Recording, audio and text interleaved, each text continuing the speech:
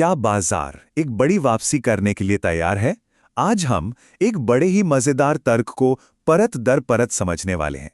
एक ऐसा तर्क जो बताता है कि मौजूदा गिरावट के बावजूद वैश्विक शतरंज की बिसात पर कुछ ऐसी चालें चली जा रही हैं जो एक बड़ी तेजी का इशारा कर रही हैं।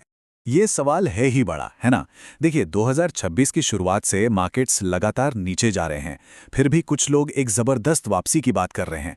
तो भाई, आखिर वो ऐसा क्या देख रहे हैं जो बाकी लोगों को नज़र नहीं आ रहा? यही वो पहेली है जिसे आज हम सुलझाने की कोशिश करेंगे। तो ये है पूरी तस्वीर, दो बिल्कुल अलग अलग नज़रिए। एक तरफ तो है बाजार में गिरावट की हकीकत जो सबके सामने है, और दूसरी तरफ है ये बड़ा ही साहसिक दावा कि सब कुछ पलटने वाला है। चलिए देखते हैं कि इस उम्मीद के पीछे की वजह आखिर है क्या। ठीक है, तो चलिए इस पहेली को सुलझाना शुरू करते हैं। हम शुरुआत करेंगे होर्मुज़ जलडमरू मध्य में चल रहे जियोपॉलिटिकल टेंशन से। फिर देखेंगे कि चीन इस पूरे समीकरण में कहाँ फिट बैठता है। इसके बाद हम चांदी की दुनिया में एक बड़ा ही अप्रत्याशित मोड़ लेंगे और आखिर में इन सभी डॉट्स को कनेक्ट करके पूरी पिक्चर को समझने की कोशिश करेंगे।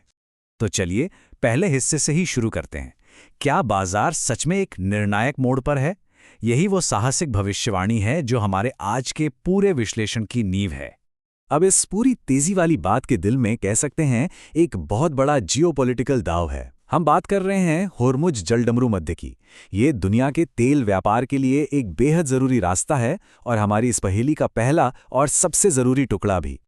देखिए यहाँ हुआ क्या है, चीजें बहुत तेजी से बदली हैं।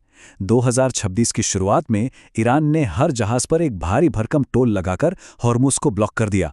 फिर 13 अप्रैल को अमेरिका ने सीधे ईरान पर ही अपनी नाकाबंदी लगाकर जवाब दिया, और अब 22 अप्रैल की सीज फायर की डेडलाइन के साथ दांव बहुत ऊंचे हो गए हैं। तो अमेरिका की स्ट्रैटेजी यहाँ कई लेवल पर काम कर रही है।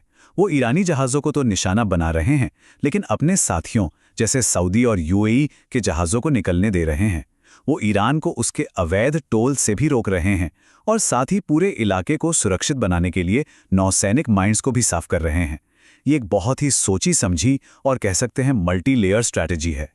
तो इन सब का असली मतलब क्या है? सीधा सीधा मतलब है पैसा। इस जवाबी नाकाबंदी का असल मकसद है ईरान के करीब करीब $200 मिलियन के रोजाना तेल रेवेन्यू पर रोक लगाना।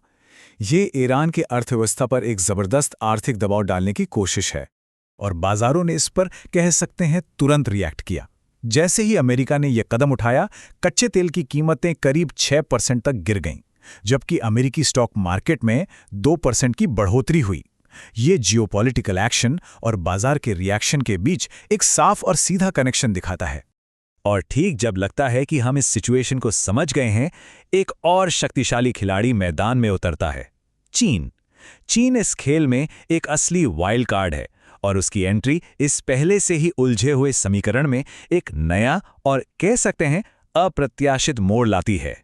चीन ने इस मामले में बिल्कुल सीधे और सपाट शब्दों में बात की है। उन्होंने अमेरिका को सीधी सीधी चेतावनी दी है कि हमारे जहाज़ों से दूर रहो, वरना। ये एक बहुत ही गंभीर चेतावनी है जो टेंशन को एक नए लेवल पर ले जाती है। अब यहीं पर मामला और भी दिलचस्प हो जाता है। पहली नज़र में तो ये अमेरिका और चीन के बीच एक सीधे टकराव जैसा लगता है, लेकिन जो सोर्स हम देख रहे हैं वो इसे एक अलग नजरिए से देख रहा है। उसका तर्क ये है कि ये एक शतरंज की चाल है। अमेरिका चीन पर दबाव बना रहा है ताकि बदले में चीन ईरान पर दबाव डालकर टेंशन कम करवाए। ये एक बहुत ही जोखिम भरी लेकिन दिलचस्प स्ट्रैटेजी है। ठीक है, अब जरा गियर बदलते हैं। हम जियोपॉलिटिक्स से हटकर एक ऐसे इकोनॉमिक डेवलपमेंट की ओर बढ़ रहे हैं जो पहली नज़र में बिल्कुल अलग थलग लगता है, लेकिन जैसा कि हम देखेंगे ये इस तेजी वाले तर्क का दूसरा सबसे अहम स्तंभ है। हम बात करने वाले हैं चांदी की।